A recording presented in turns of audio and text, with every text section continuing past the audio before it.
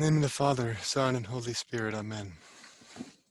Christ is risen from the dead, trampling down death by death, and upon those in the tombs bestowing life. Lord Jesus Christ, our God, the wisdom, word, and power of God, be with us in our discussion. Be with us in our homes, in our education.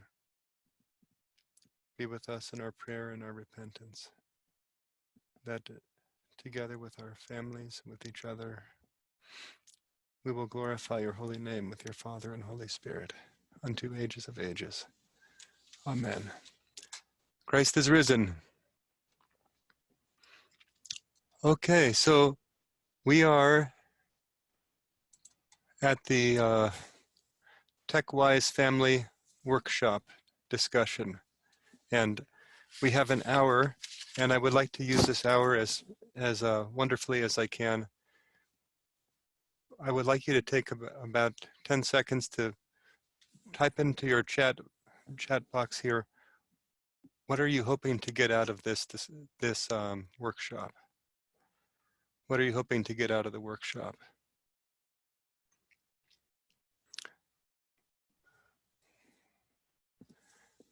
And initially, I wasn't scheduled to give this workshop. Deacon David was, and he would have definitely given a better one than me. But it fell back on my lap through circumstances, and I'm really thankful for it because I was introduced to some new thoughts and new ideas and new opportunities that otherwise I would have probably just buried my head in the sand. And I think that's how we spend a lot of our lives.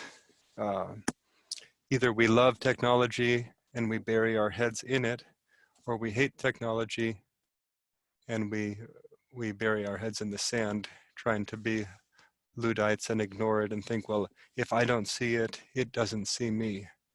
But obviously that isn't the case. If we don't see it, our children are seeing it for sure. So I asked the question, and I'm starting to see some responses. That's good. What would you like to get out of the workshop? And it's nice to know that for me, and it's nice to know that for each other. It just helps frame the discussion. Considerations for kids having their own blogs. Wow. Managing screen time. Wow. Yeah, so their own blogs. What a neat thing. The big question is why? Why do they want to do it? What do you think? What do they think they're going to get out of it? What are going to be the dangers, the pitfalls, and what are the positives that will come out of it too? I think a lot of time blogs are very narcissistic. You know, it's what people used to consider a journal, and now it's a journal that's kind of on steroids and put in everybody else's face. So I would look out for that, but otherwise it's a neat idea. I'm seeing a lot of other wonderful questions that I think most of which will be addressed in the discussion that I have set up. And there'll be lots of time for questions. And it looks like we have 44 in the room. I might try to do a breakout room if the numbers don't climb too much higher, and kick you all off with a different question. We'll see how that goes. But let me start just with a little bit of an etymology here. The word technology, of course, means the study of technique. The word technique is craft, and craft generally has a tool, and so we think of technology as dealing with tools, kind of the progression, the development of tools. And we could look to the first or maybe the second generation of fallen humanity to see technology already being misused. Cain and Abel, right? Cain misused whatever implement of agriculture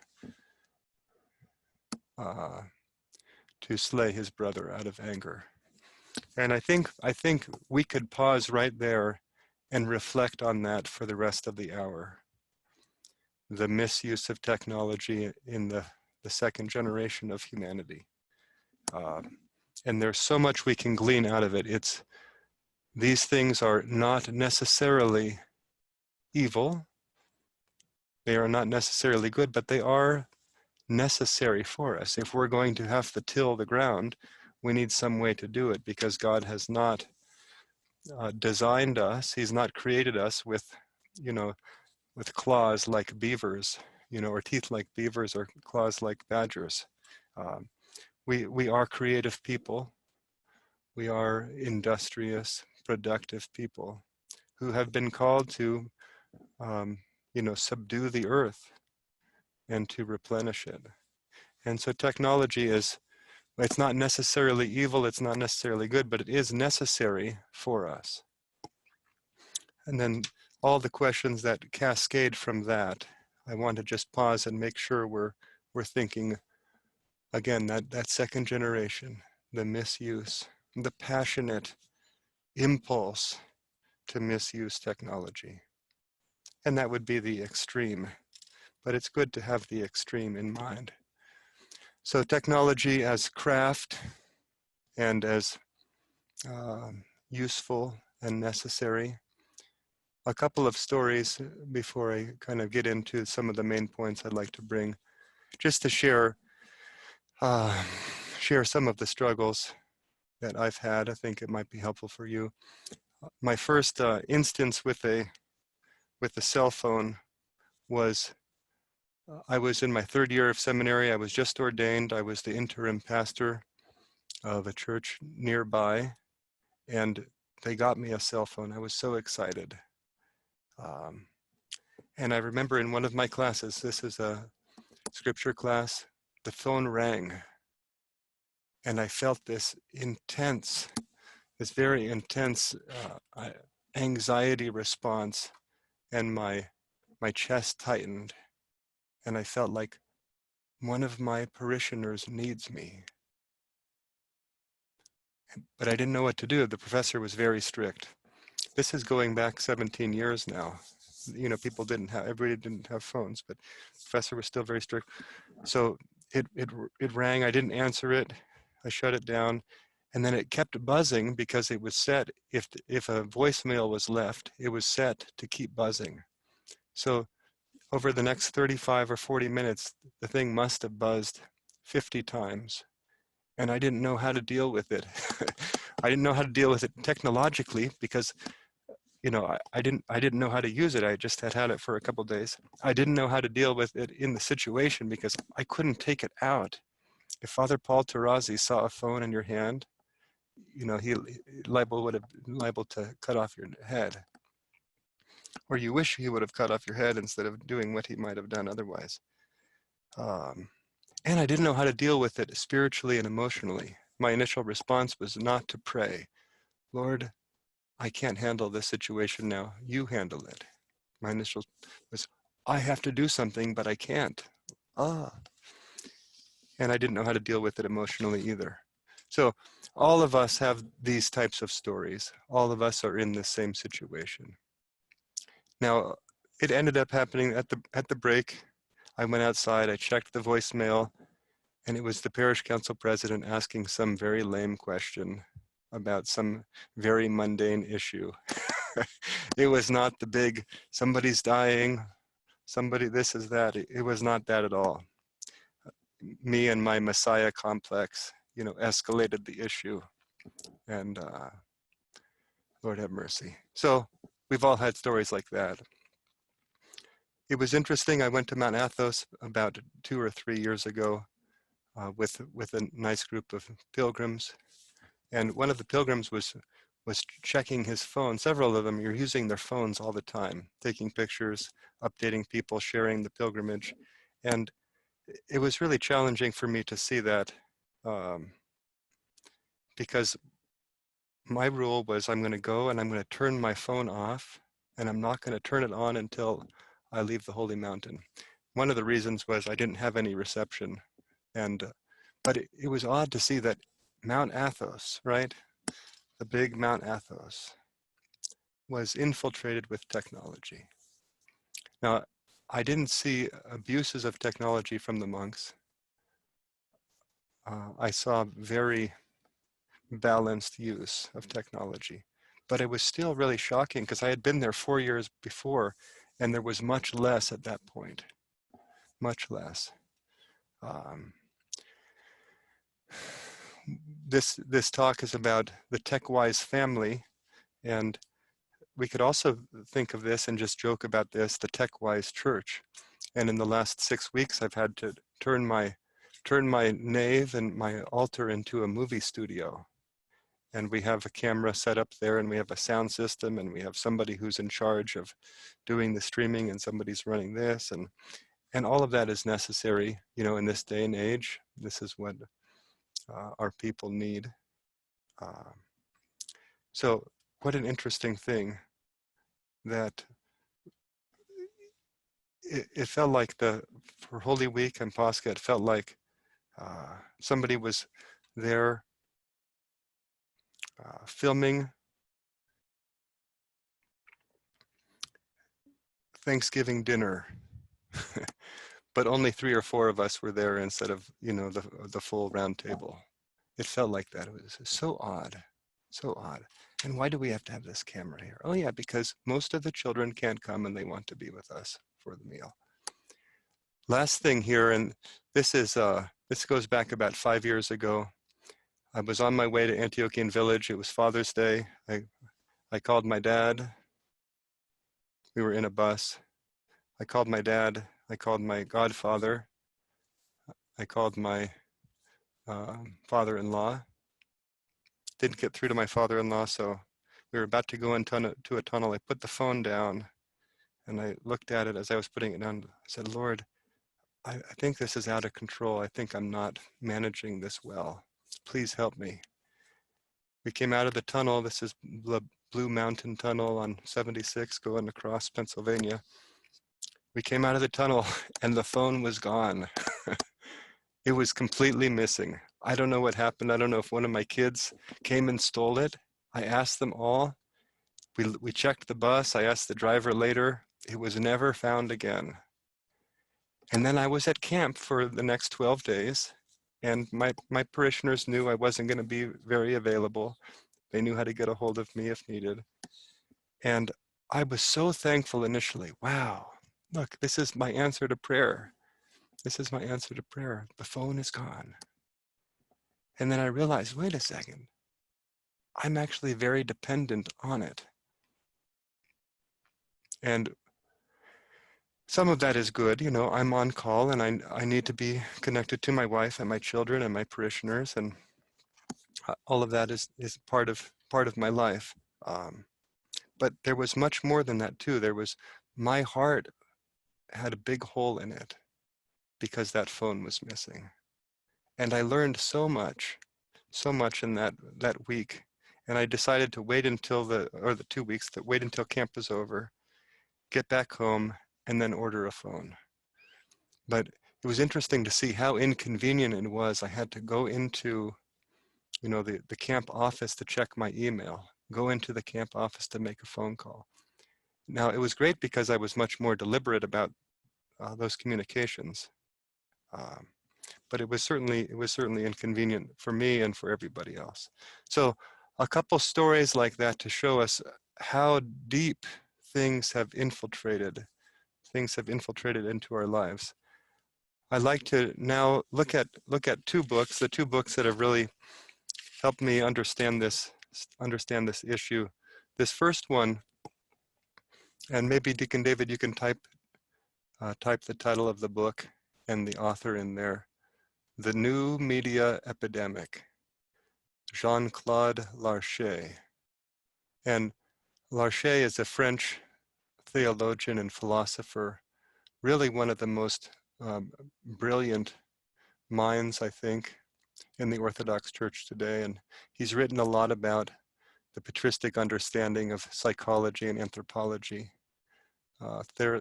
His great work is The Therapy of Spiritual Illness, and I think he's just retired from his teaching.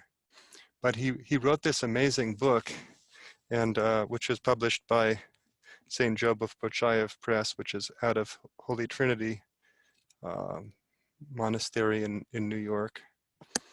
And in this book, he diagnoses the issues in about 12 chapters that we are all, most of us at least, are all addicts of modern media. And when he talks about new media or modern media, he says the difference between old technology and new technology is that new technology does the work for you.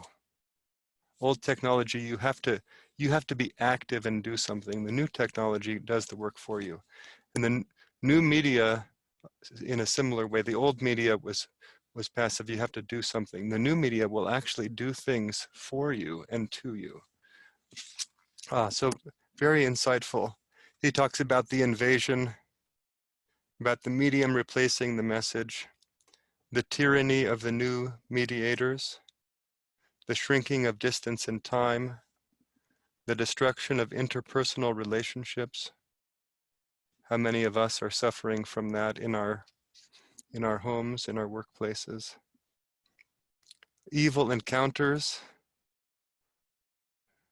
the abolition of private life, the denial of the body and its effects on health, the dominance of the virtual over the real, mental disorders, dumbing down the mind, and impoverishment of spiritual life.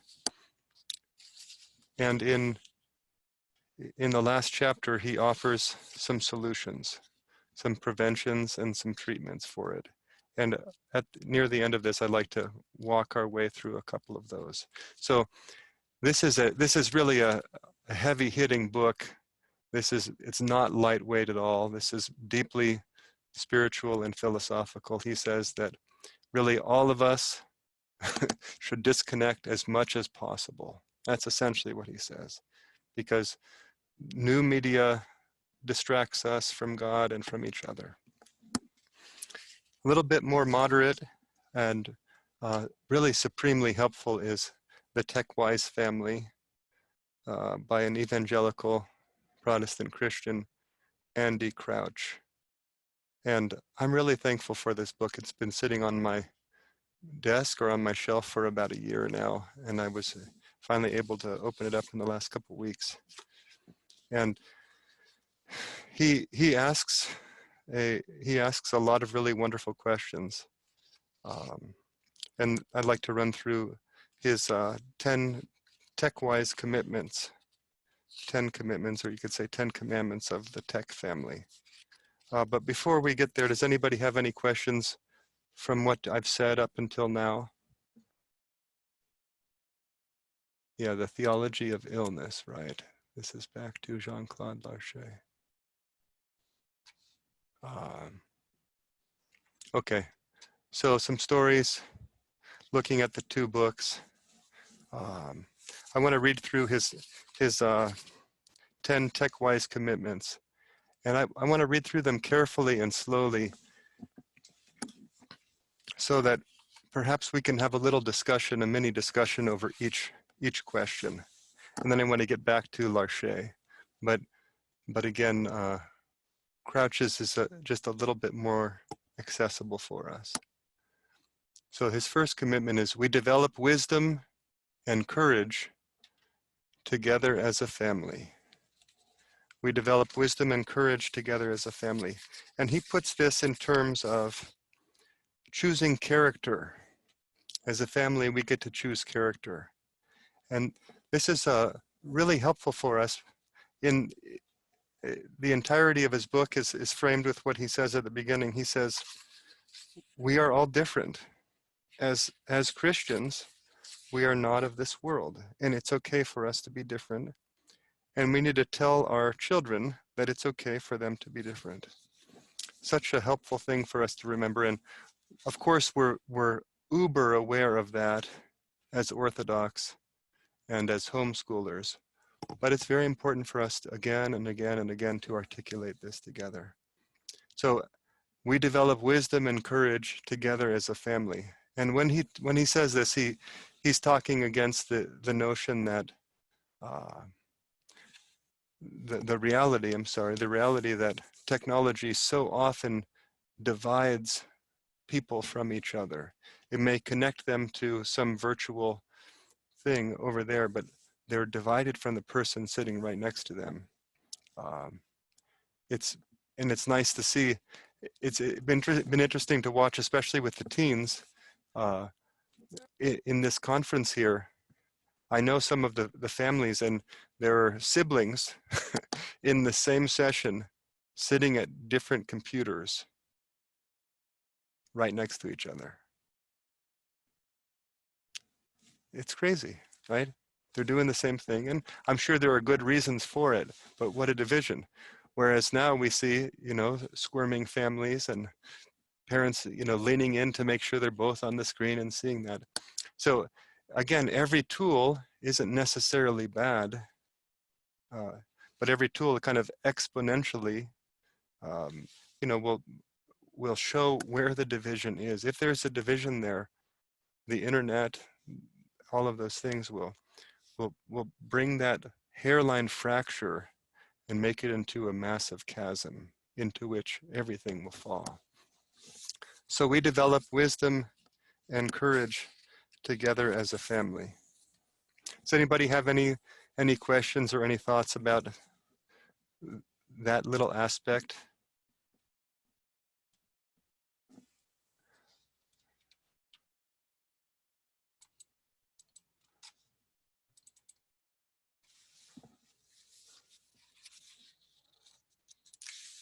Okay, I'm not seeing anything.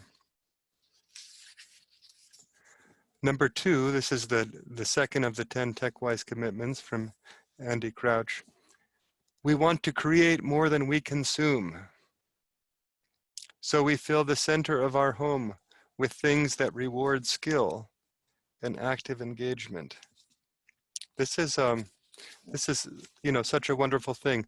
How many homes have I been to as a priest that I've been blessing homes or visiting? And the TV is front and center. The TV is what couches are aimed at. In a lot of newer homes, there are rooms that are designed as entertainment centers. They're little home theaters. That there's so much money and time and creativity was put in to make the most perfect entertainment situation. And that's passive, right? And that's passive. Whereas he is saying, no, we want to be active. We want to reward skill. We want to create it. And so let's just pause for a minute and think about, in the layout of our house, what are the focal points, say, of our living room? What are the focal points of our bedrooms? What's a focal point in the kitchen? And I'm thankful to be able to say, though we don't pull this off perfectly all the time, the big picture item in my living room is our piano. It is our piano. Maybe isn't played as much as we would like it to be played, but it is played. And maybe it's not played as perfectly as we'd like it to be played, but it is played. And it is played with joy, and it's played with song, and it's played with faith. So to think about that, in our homes, are we rewarding? Are we encouraging? Are we pushing our children to create rather than consume? What a thoughtful question. Any thoughts anybody would like to share about this? Okay, I'm going to move on. Oh yeah, go ahead, Monica, thanks.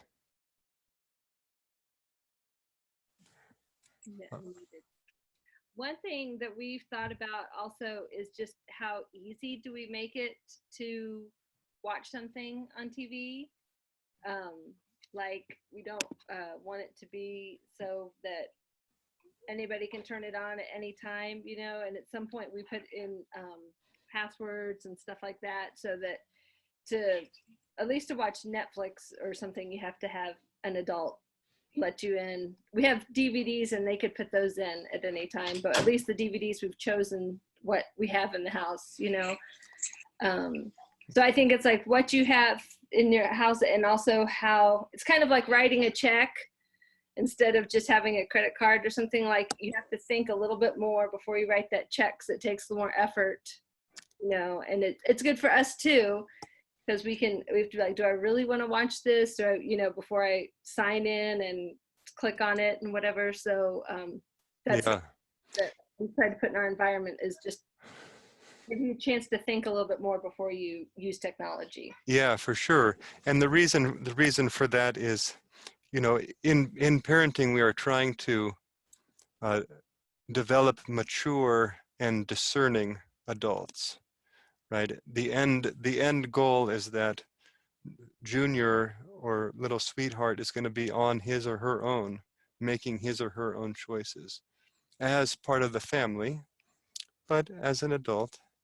And and so when we're the gatekeepers of technology at the beginning, what we're saying is, we have discernment and we're helping you learn discernment by not giving you free rein to your impulse. Very important.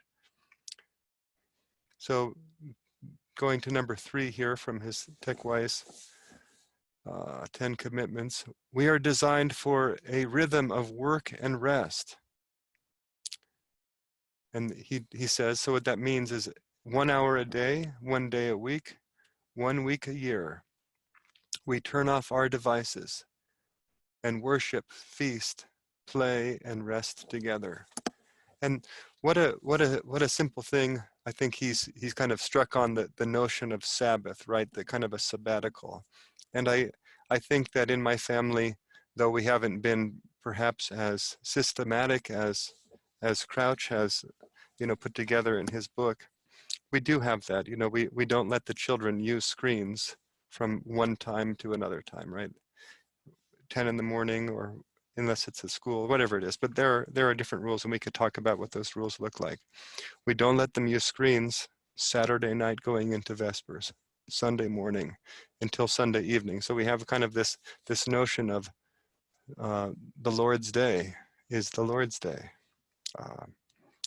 And when we go on vacation, you know, sometimes there are vacations that are screenless.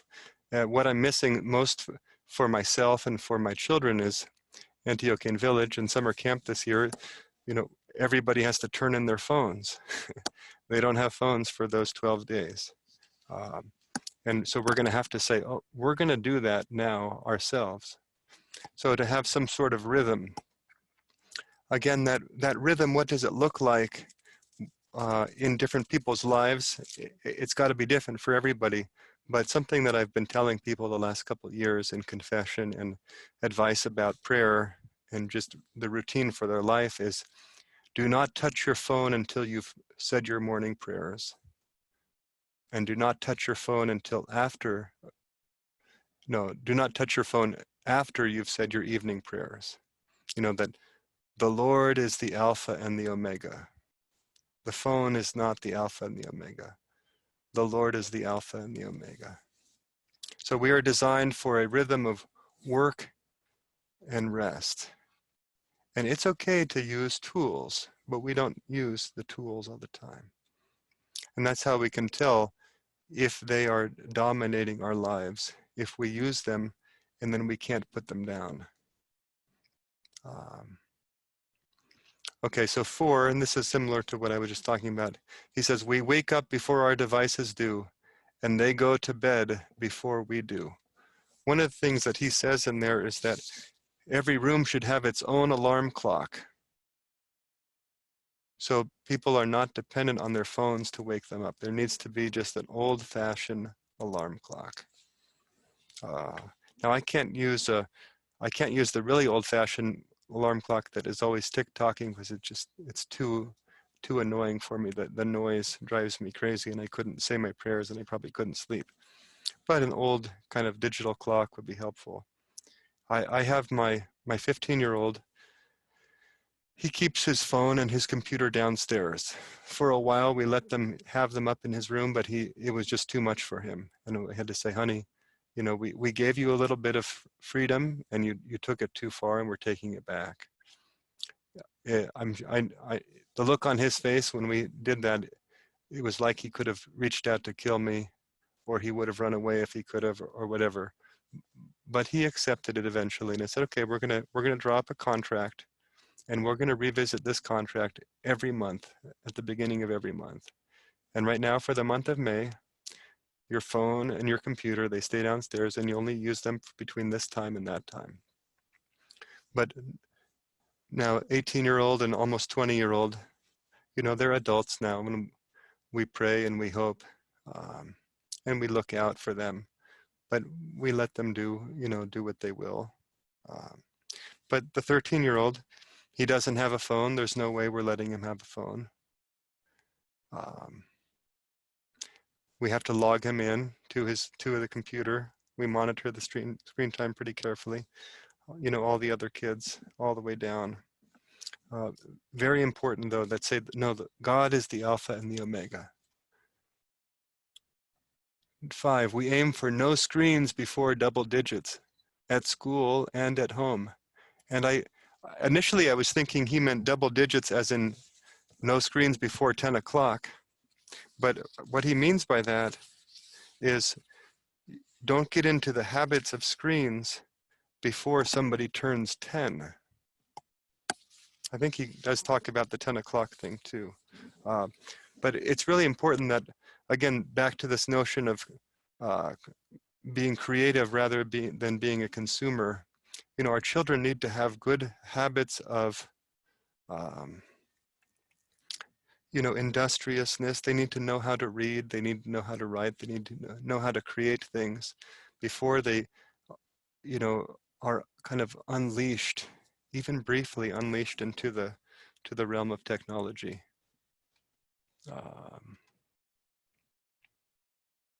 6, we use screens for a purpose, and we use them together rather than using them aimlessly and alone. This is so important. Why are you on the phone? What are you doing? How long have you been on the phone? My kids hate to hear that question. They hate to hear it. But I hope they start to ask themselves that question. You know, even if they give the wrong answer to themselves, I want them to say, I want them to hear my voice.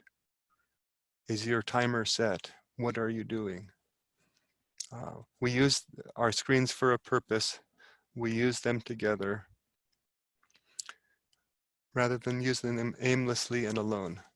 Why do you want to use the phone? Why do you want to use the computer? What are you going to look up? I caught my 15-year-old reaching for his phone to do a simple arithmetic problem. And he lost it for a day. The rest of the day, his phone was in my pocket. Honey, you have a calculator, and you have a piece of paper and a pencil, and you have a brain. What are you going to use your phone for?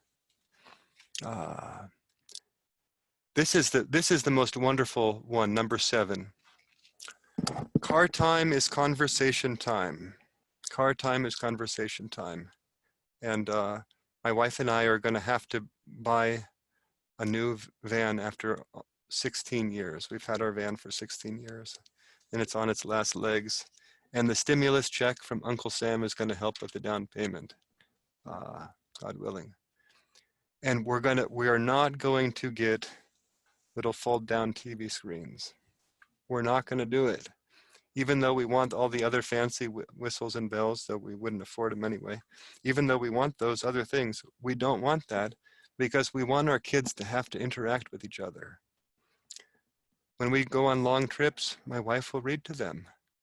They have nice discussions, listen to songs together that we can sing together, tell stories. What a neat time to be able to catch up with somebody. And this was my favorite chapter in the book too, because he talks about how he thought it was going to be so awful driving his teenage children here and there and everywhere. He's turning into, you know, a chauffeur. But then he realized that these little snippets, these 10 minutes here or this half an hour there, they could be wonderful conversation points. And when, how as children, when they started being able to drive themselves, of course it was a burden off, but it was also a lot less time together. And so he says, it wasn't the children going to college that was the real loss, it was the children learning to drive. That was like the initial, the foreshadowing of the loss. So think about car time together. The talk this morning, Vicky's wonderful talk about managing multiple ages in our homeschool, she talked about their 30 or 45-minute drive to church on Sunday mornings. That's when they have family meetings. They're all in the car. They make them short. They make them sweet, but they have their family meetings there. You know, they utilize that time in a productive and a joyful and constructive way. So think about it. How do we use our car time? And it might be a good, you know, a good time to discuss the question of, um, did Father give number 6? Oh, yes, yeah, for purpose, right. Yeah, we want to plant that question in our children as our children are aging. This is back to number 6 real quick. Plant the question, why are you using it? How long are you using it? What are you using it for? Is there a better way to do this? I often tell my children that screens make them weak body, weak mind, weak soul, and weak will. And that's why I don't want them to use their screens as much. No, I want you to be strong, strong in body, strong in mind, strong in soul, strong in will. We want to be strong so we can offer those things to God. So let's just pause for a minute and think, how can we use our car time? Now, many of us haven't been in our cars with our children for the last 6 weeks.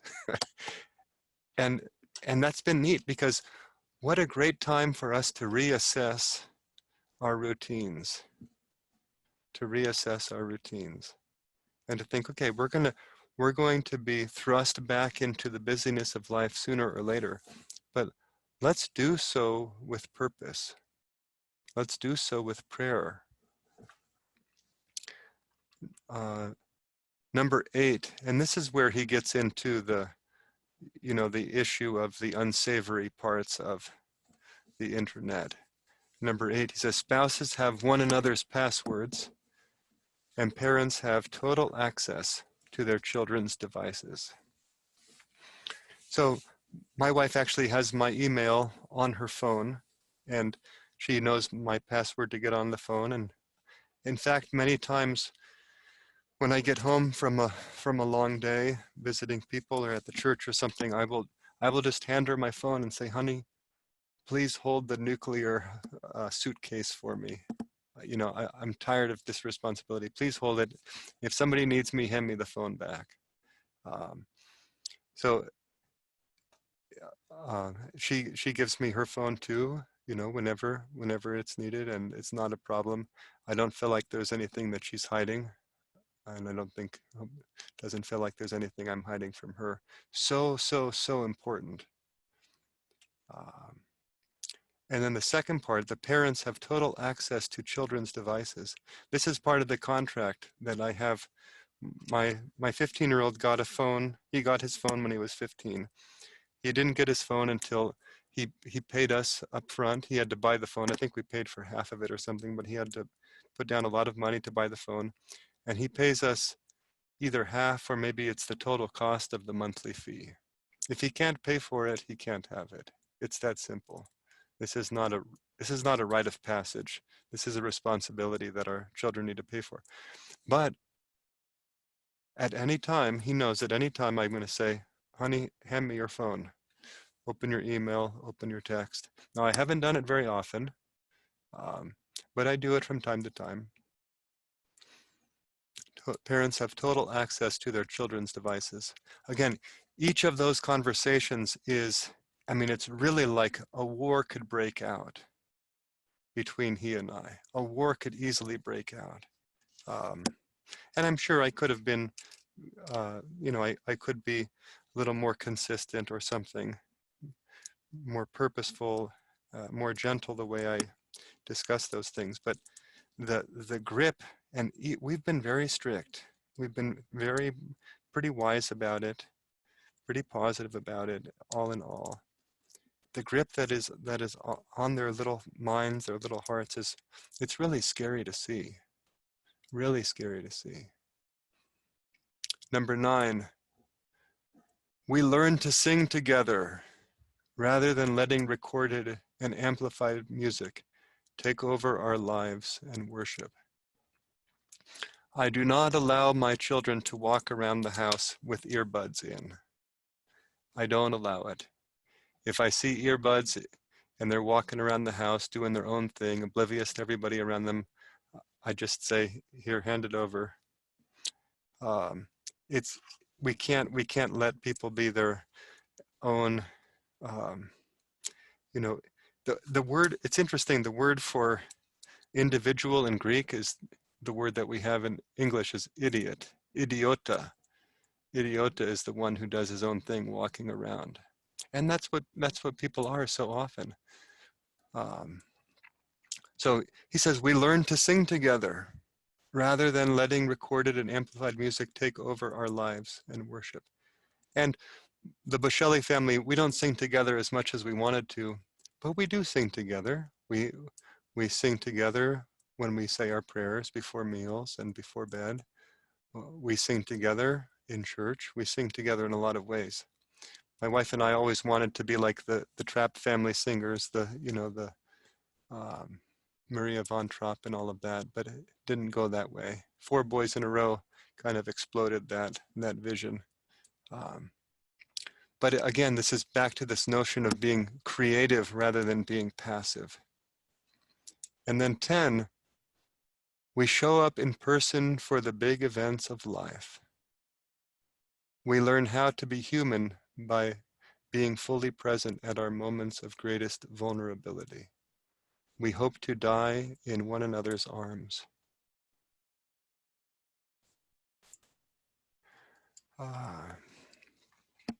And what a sweet, what a sweet thing. My son, my oldest, is in college, and my dad went into the hospital December 13th, and my son his semester was ending. He flew out to Arizona to spend about a week with his friends there. And then my dad died on the 15th, and my son was able to fly back to be there for the funeral. Obviously, it's a no-brainer. We do that, but what an amazing thing, that we can be together, and we have to prioritize being together as much as we can. Now, my wife and I paid for the change of ticket. If we're gonna require family members to be together, we have to make sure it can happen financially too. So these Techwise commitments, let's take maybe 5 minutes and just chat out any of those things that are a little confusing to you. Well, I don't understand how to actually do this. What does this look like in your family? Carol, I like what you wrote about no phone until driver's permit. And that's, I guess we jumped the gun a little bit on that with Ambrose, but we're pretty close to that. Actually, what we say is no phone until you're out of the house working and you actually need one. And so he got a job. He was a busboy at a diner and he needed it. Yeah.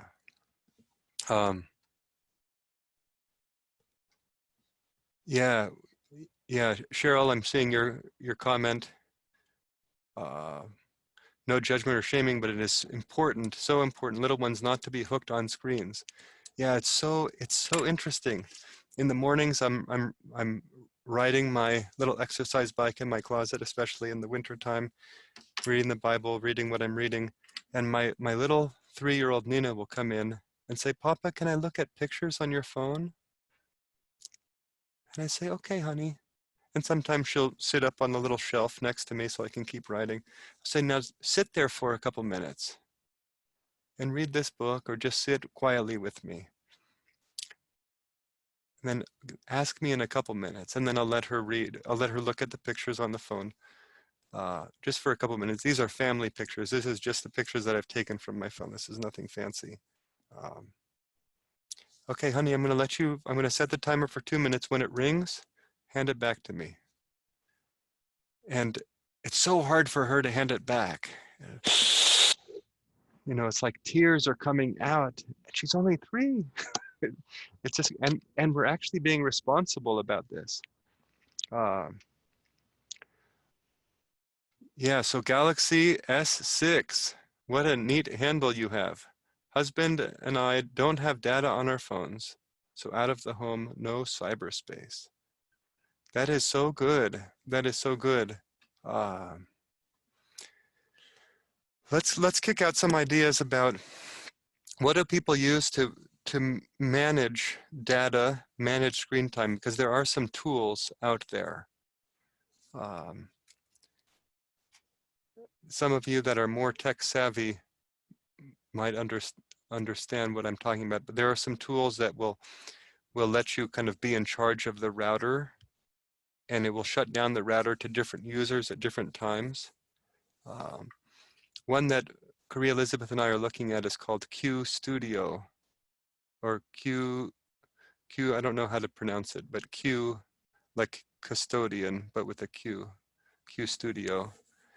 Does anybody have any good experience with any of those things?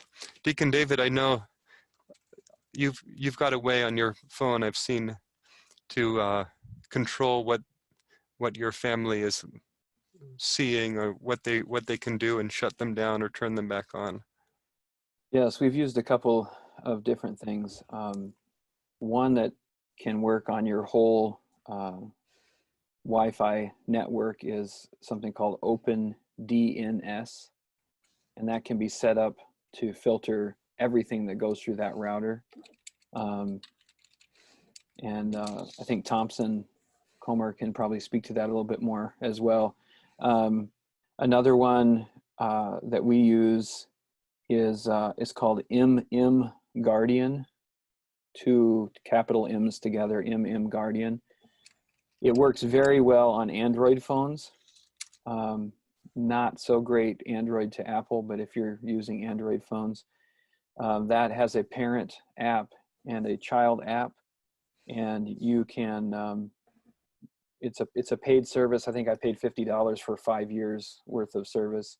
And you can force them to use the filtered browser. If you give them a browser control at all, you can force them to use the MM Guardian text app, which allows you within that date to see anything that comes through their text messages. You can track their location, and you can control what apps they have on their phone. And you can do time limits, those kinds of things. So it's a pretty functional, and for an Android-based phone, it's really helpful. And then on Apple, my wife and I both have iPhones, and actually right in the settings, let me just, if you go to settings, if you have an iPhone, there's a screen time under settings, and then content and privacy restrictions under that. And we have that set up. You can control whether you can download apps or delete apps. You can control what time of day you're on, filtering. And so, for example, my wife has we've set it up on my phone. My wife has the password for my phone. We've set it on her phone. I have the password for that control on her phone. And it's, it's functional that way. So those are 3 things. Thompson, if I can unmute you for a moment, if you have anything you want to add, because you're... You got a teenager now, right, Thompson and Anna? Let me see if I can find you here. Where are we at? Oh, you're under Anna. Sorry. While you're figuring it out, let me say my older children have all really benefited from online classes, St. Raphael, and I'm a catechist for that, and in CLRC and other things. But it opened that technology genie's bottle a lot earlier than we expected. And again, as dire and as bad as all of this is the world that our kids are born into, and it's nice that we can figure them out together. We can develop this character together. But so, Thompson, any ideas you have for us? Really good suggestions. Only a couple of things that haven't been mentioned yet. I said in the chat room, there's a device you can buy that's like a Wi-Fi router. I don't have one yet, but I'm very interested in it, called Circle. Circle, right. And it uses an app. It's got an app that you download that gives you control over every device on your network's schedule, essentially. And so you can block, say you've got a smart television, you can just turn that TV off and disable it from the internet. If you want your children to be able to use the computer, like you said, yeah, we have a 16-year-old now, and the pandemic for him has become Zoom all day, every day, essentially. And all he wants to do is chat with friends. And he's got a bunch of friends from public school that he's attended, and he's got a bunch of friends from classical conversations that he's attended, and he's got a bunch of friends from church. And so he's in this never-ending rotating social group, which is, it's really mixed. It's really complicated. Like, what is the right thing to do here? He's isolated by quarantine. He doesn't have the ability to drive, and even if he did, it would be quote unquote against the law for him to visit his friends, right? So he's having these social interactions with his friends, but has more or less disappeared from our family social life as a result. And I've given him a series of scheduled chores that he does every day to contribute. And we live right next to a very nice bicycling park. And so he's going out and bicycling, but his whole life has kind of congealed into quarantine pandemic internet party. He's really pretty cooperative, and he's been really polite about it. And we will typically tell him as the night runs on, like, that's enough internet time, say goodbye to whoever you're chatting with and get ready for bed, and he'll do it. If we had a bigger problem, this Circle router, you get your app out and you can just be like, that phone and that computer can no longer use the internet after 10 p.m. Yeah. He could still do something local on it, but at least it would get the really bad stuff out of the house for the time being. Yeah, thank you. That's a good suggestion. And I do think Circle is Disney, and we haven't used it just because I don't want to support I don't want to support big entertainment. But I want to use the last couple minutes here to talk about some of the remedies that Larcher talks about. This new media epidemic is anybody who's going to be wrestling with this in a kind of in the thought level rather than the practice level. His book is really important. And he talks about how to cure dependency. And he says, for some people, you actually need to go to a psychotherapist. Some people are so addicted that they need to go to therapy. And it's funny that the last part of the Crouch book, he says, Dad is the worst of all. He said, if it wasn't for Dad, I think my family would have been a lot better in terms of technology. But the head stinks from the fish stinks from the head. So some of us maybe are so addicted that we need to go to psychotherapy for it. But he has some guidelines for less severe cases. He says we need to go on retreats. And some people would call this digital detoxing. Like I'm leaving my phone, I'm going to the monastery for 3 days. The phone is not coming with me. Father James, Deacon David, whoever is on call, I'm not going to have any interaction with any media, any digital media at all. So a physical and digital retreat. He talks about unplugging from media that are not really needed. What really is needed? It would be interesting if we could do this, if we could just sit and kind of audit our day, say, okay, I used my phone for 20 minutes and these are the apps, and there probably are apps on the phone to tell you how much time you spend on each app. What's really needed and what isn't? Almost kind of like a digital diet or something. But what do I need a device to do and what do I not need a device to do? And to shed the things that are not needed. I tried Facebook about 10 years ago for about a year, and it sucked me in way too much. I was just way too concerned. and I couldn't find any balance. So finally there was some dramatic scene in somebody's life that I got sucked into. I thought, this is crazy. If somebody needs me, they can call me, they can email me. I don't think I had texting at that point, but they know how to get a hold of me if they need me. And I have gone into Facebook a couple times in the last 10 years for real specific issues, and I could feel my anxiety level going up almost instantaneously. It's just an interesting thing. So what is really needed? And if it isn't, jettison it. So putting the place and importance of the new media into perspective. He says it is important, we're all stuck in this world, but we need to make sure we're understanding things properly. So step back and look at it. He also talks about standing up to social and economic pressure. Sometimes people will apologize to me, Father, I'm sorry I didn't get your call. I'm sorry it took me 10 minutes to get back to your text message. And I always say, please don't apologize for not being instantly available all the time. This is a crime that we have to even apologize, that we feel like we have to apologize for not being instantly available. And so, but then the economic pressure too, it's interesting to think all these free apps, that means that I'm the one that's producing money. They're going to be selling my information, or they're going to be selling stuff to me. All of these free apps are driven by profit, and I'm the product. I'm not the consumer. I'm actually the product that people are selling me to the commercial enterprises. Setting filters, we talked about those filters. I think the Q Studio, it sounds like you can have kids log in for school time and then also for recreational time. So you could say, okay, you're going to have, and then when they're in for school time, they've got 3 hours to use whatever apps you say are part of school, and then they only have 1 hour to use whatever apps are part of the recreational time. So there's some nice things there. Unplugging.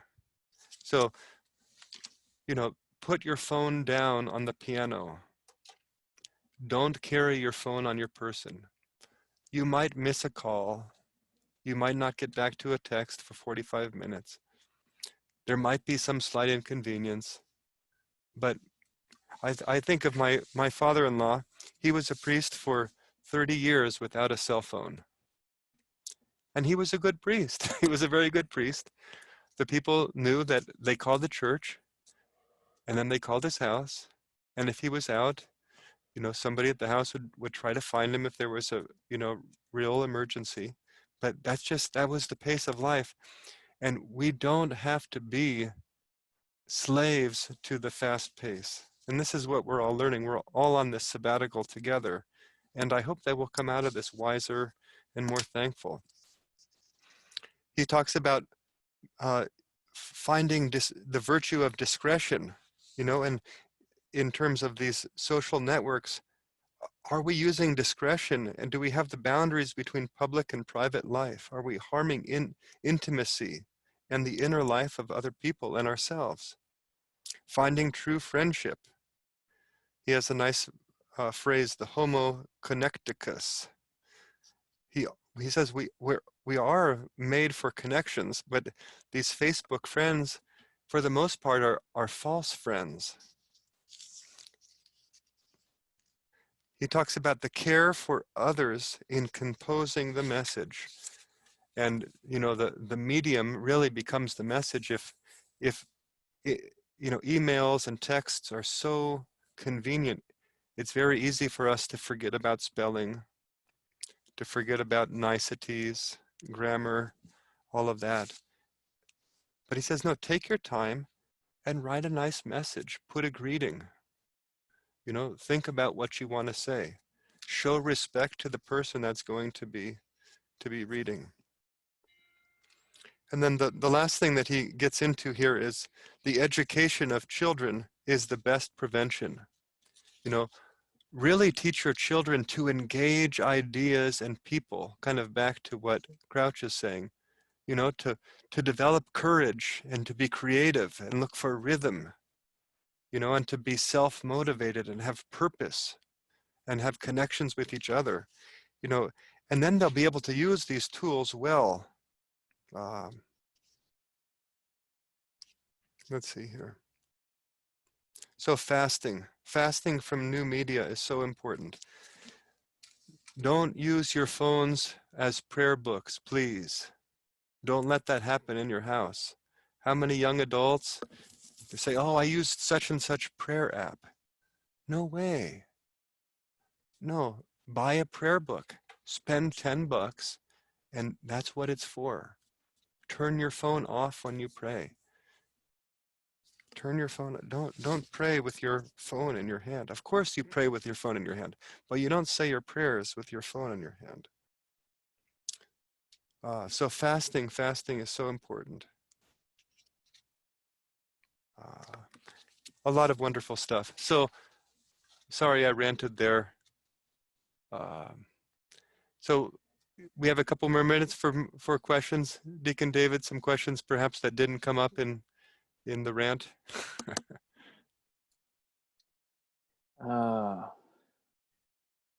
So there's a discussion in the chat box here of a book called Digital Minimalism. Looks like a few people have read that. Yeah, attention economy. Yeah, and this is such an important notion of attention, because the spiritual life is all about attention. Mm-hmm. And really the educational life is all about attention. If you ever get Andrew Pudwoff or Andrew Kearns for 10 minutes, he will talk about what we attend to, what we feed our children is what they're going to become. And this is the same thing for the spiritual life. Are we paying attention? This is what our Lord said, watch and pray. Oh, this is so nice that I have this icon here. Watch and pray lest you enter into temptation. And here all the apostles were sleeping at the critical moment. Watch and pray lest you enter into temptation. So attention is really all important. Are we learning how to attend to the little things? Just take a walk with your children. The springtime in Pennsylvania is so wonderful because the frogs are starting to come out, the tadpoles are swimming around. You can take a walk in the morning and listen to the birds, listen to the water ring, listen to the cars going by, listen to the voices, the bird song, all of that. There's something really holy about just listening, attending to something. Yes, Monica. Yeah, who is digital? Oh, Cal Newport is the digital minimalism guy. Okay, Monica, go for it. One thing you said I thought was really good was the like when they're 18 and they've left the house, that your control over technology in their life needs to be, I mean, you're there. Dr. Mamalakis talks about you become a consultant at that point. Like they come to you with questions, but you aren't the one setting limits on them anymore. They need to be setting the limits for themselves. And my husband works at a college, and he has of those helicopter parents that will track the kids on the phone and say, you have class, but you're still in your dorm. Why aren't you up and getting at class? What happened? And if the kids say, you can't track my movements all the time, then the parents will say, well, we aren't going to pay for your phone then. But at some point you have to, and I'm talking about when they're adults, not when they're still living with you, cut those technology ties and trust that all that you've put into them is going to bear fruit, and that God's going to water the seeds and grow it. But I like that you said that for your older kids, you've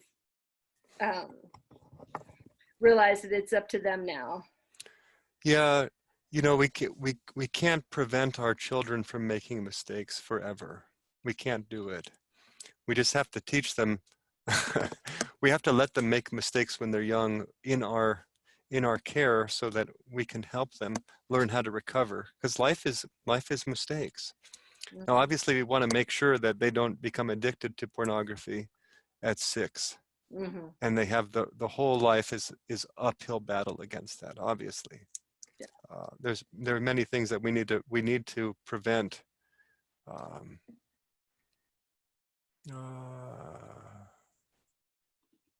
Other questions here? Any other particular questions? Yeah, Cheryl, thanks. It might not be a question, so forgive me, Father, but it's the contemplation of if we give our children something and then it's supposed to be theirs, but then we kind of lord ourselves over it. I think that can be, I don't know if the right word's dangerous, but it can breed issues. Does that make sense? Like once my parents gave me my own car, then they never lorded over me. Like I never got grounded from my car because it became like, that's how I got to school. Now they might say I couldn't go out, but they didn't give me the car and then use it against me. So I think there's an important distinction between if there's the family computer and my kids use my phone, then I can say yes and no because it's mine. Like it's not yours and you never had authority over it anyway. But so I think that should play into when we decide, if that makes sense. So like maybe that can help parents decide I'm not going to give the 9-year-old their own phone, but I let them use mine sometimes because then you can say yes and no to that. Oh, you're throwing a fit, you don't get to have my phone. But I think it's harder when you take away their own stuff. I don't know. I'm thinking through that because I could take away toys. I've done that before too. I just think that's something we should be aware of. Yeah.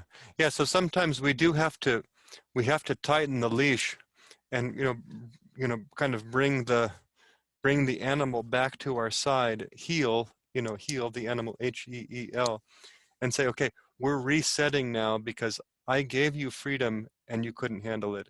Therefore, this is how we're going to be. But as you start to demonstrate maturity and wisdom, I'm going to redo this. But it is hard to say, well, this is yours, but you can't use it. But I mean, this is our life, really, right? I mean, this is your body, but you can't use it until the right time. This is your money, but you can't use it. I'm not going to let you just go waste your money on $500 worth of shoes. Postpone that decision. So how to teach wisdom, how to teach balance, how to allow for maturity, and little mistakes, little messes are much easier to clean up than the bigger messes. So it's much better for them to make mistakes at 2, at 5, at 10, at 12, at 15, than for them to be making mistakes at 20 and 25 and 30. So they use the word helicopter parent, talking about, Monica, you're talking about the kids at school, but that's not helicopter parenting, that's drone parenting. Helicopter parents are the ones that are hovering right over. These are drone parents, are the ones that are using technology to spy on their children. And I don't know, that's why we said we're going to give you all of our brains, we're going to give you all of our love, we're going to give you all of our faith. We're not going to let you starve. We're going to give you everything you need, but we're not going to give you 1 cent to pay for tuition because we just don't have any money to do it. And you're going to have to figure out how to pay for college. But a lot of parents, they're putting down $20,000 and they want to make sure that, or $50,000, that investment is not being wasted. It's insane to give a 19-year-old $50,000 that half the time it's going to be wasted. It's just crazy. The benevolent dictatorship, yeah. Oh, that's sweet. Yes, Father Maximos, prayer of the heart in the age of technology and distraction. I've read much of that series, and it's really been convicting for me. So, any other questions?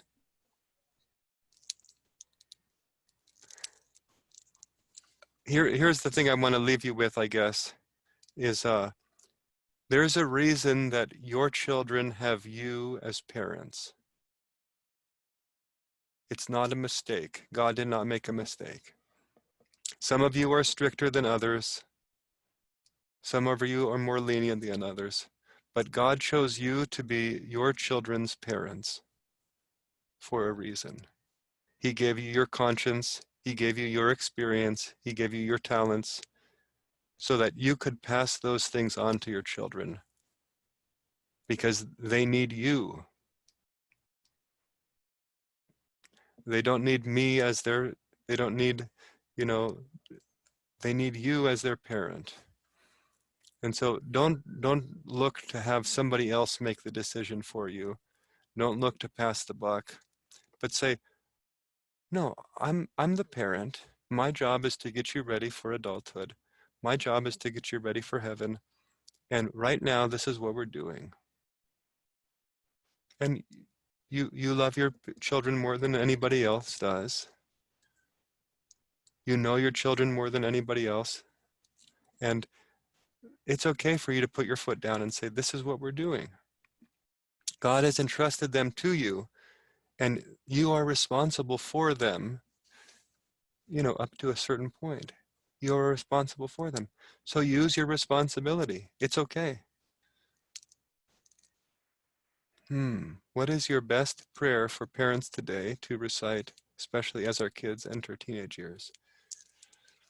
Well, just the little red prayer book, the prayer for children, by parents for children and others, is really helpful. And the Virgin Mary, Most Holy Theotokos, save us. Virgin Mary, shelter us. Panagia, shelter us. Lord Jesus Christ, have mercy on me. Lord Jesus Christ, have mercy on us. Forgive us.